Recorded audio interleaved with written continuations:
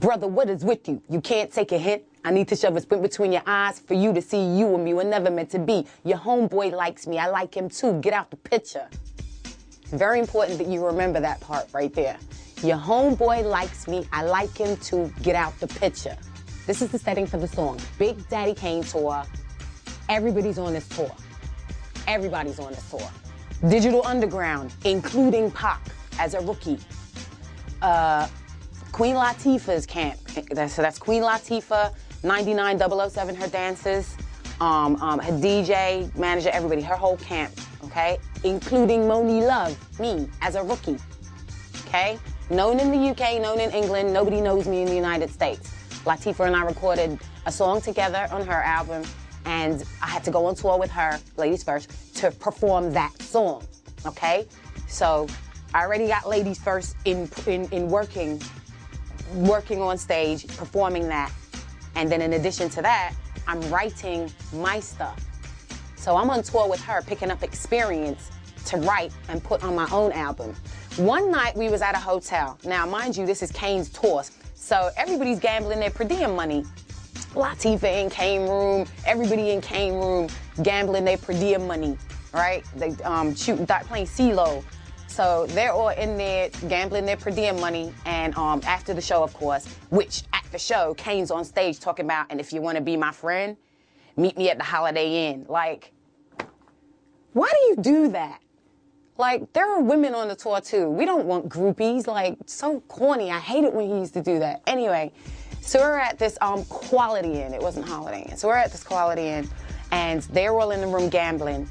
And I had quite a few lady groupies, actually, because, you know, it was a sisterhood thing, and all the girls loved Monie Love, and my sister, and all of that. So I had like 6 girls with me that could drive. They all had cars, because everybody in New York didn't necessarily have cars at that stage in the game, but regular girls in Virginia and all of that got cars. It's, you know, going to school and stuff like that. Everybody got cars. So I had like 6 girls with me, hanging out with me at the hotel that all had cars. So everybody's all gambling and getting hungry now.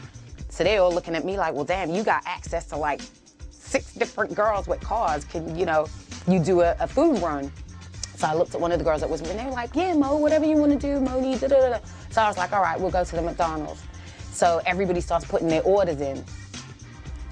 So Scrap Lover, which was one of Big Daddy Kane's dancers, says, I'm gonna come with you for the ride. So I'm like, all right, cool. So there's like 4 of us in the car, 2 carloads, another car of girls behind, and me, and Scrap was the only guy that came with us, Big Daddy Kane's dancers. So we get to the McDonald's and we get to the desk. So we're ordering our food and everything that we want, right? So Scrap pulls me to the side for a second and goes through explaining this whole process to me. He's like, all right, listen, Kane likes you, but this is how it's gonna work. He gave me his order. I know what it is, what he wants, right? This is how it's gonna work. If you bring his food back to the room and you hand him his food, then he's gonna know you with it. Like, he wants to talk to you. So if you hand him his food, then he's gonna know you with it. If you don't hand him his food and I hand him his food, then he's gonna know you not with it. So basically, that was Kane's player-proof way of determining whether it was a green flag or not a green flag to talk to me, all right?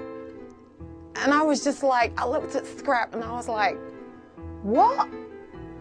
And so then I said to him, well, you know, I guess you'll be giving him his food then. So he said, well, why is that? And I said, because I don't want to talk to Kane, I want to talk to you. So I started talking to Scrap. I started talking to Scrap Lover for the rest of the tour. It was so funny.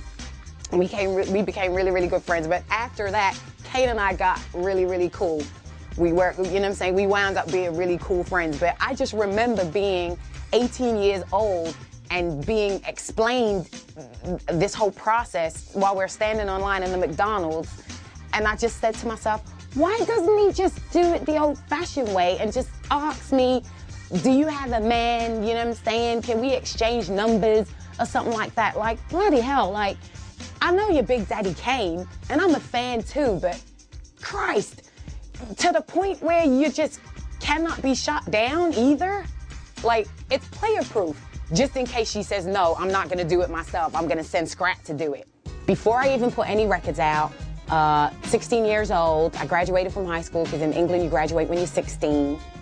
And I went to college for a year and a half, like 2 years. I was studying to be a kindergarten teacher, or in today's terms, it would be child care operator, something in the child care division, early learning development, that type of stuff. That's what I was going to school for. In all my travels, you know, I put records out. I got nominated twice for a Grammy, went to the Grammys, did all that wonderful stuff, was the best thing since sliced bread on the cover of every magazine, and all of that's great, and I kept as much of it as I could. But life goes on, and things change, and cycles change, just like there were the folks before me. You know what I'm saying? And when I think of women before me, I think of, you know, I think of Pebbly Poo, I think of Shy Rock, I think of Wanda D, I think of Shawnee, I think of Shantae. You know what I'm saying? And Shantae is like Dr. Shantae now. Like, who figured? Taking a page out of that same book, I decided that I wanted to fulfill something that I started before hip-hop, before I fell in love with hip-hop, and it totally turned my world upside down for the better, 100%. But I decided, okay, I really want to finish this, because I'm now a mother of 4. Count them, 1, 2, 3, 4, and loving it. I got the age range from college to daycare. I want to provide the same environment for people and parents that's nurturing, that they can feel, they can be rest assured, they can feel like their children are in a place where they're being taken care of. And I'm talking about as infants, you know what I mean? And this is what I was studying. So as well as falling into media and still doing all of my media lovelies, you know, Sirius XM Radio, got my show on there. Power 99 in Philly, got my show on there. Love all of that stuff. Never leave it alone. I wear the crown as icon, hip-hop icon, for the rest of my life, and love it. Absolutely love it. However, it's time for me to conquer something else that I started doing, and I stopped. You know what I mean? And it's like, I want to do this. I want parents to walk in and feel like how I feel when I walk into my baby's daycare, because it's a really good one. This is what I'm really like focused on now. You know, I keep all my artsy things with radio and everything, and I love it to death. And it gives me an opportunity to reach out to so many people. But this I'm doing for myself, you know what I mean? And then inevitably I'll be able to give back to a lot of other moms there. I'm definitely not considered the Erin Brockovich of hip hop for nothing. I got a kid on this hip and one on this hip and 2 right here. There you go. This is Monie Love, and you're watching True Hip Hop Stories. Brother, what is with you? You can't take a hint. I need to shove a sling between your eyes for you to see you and me were never meant to be. Your homeboy likes me, I like him too. Get out the picture. Monie in the middle. In the middle, yep. Monie's in the middle. In the middle. Monie in the middle. In the middle, yo. Mo, what is she?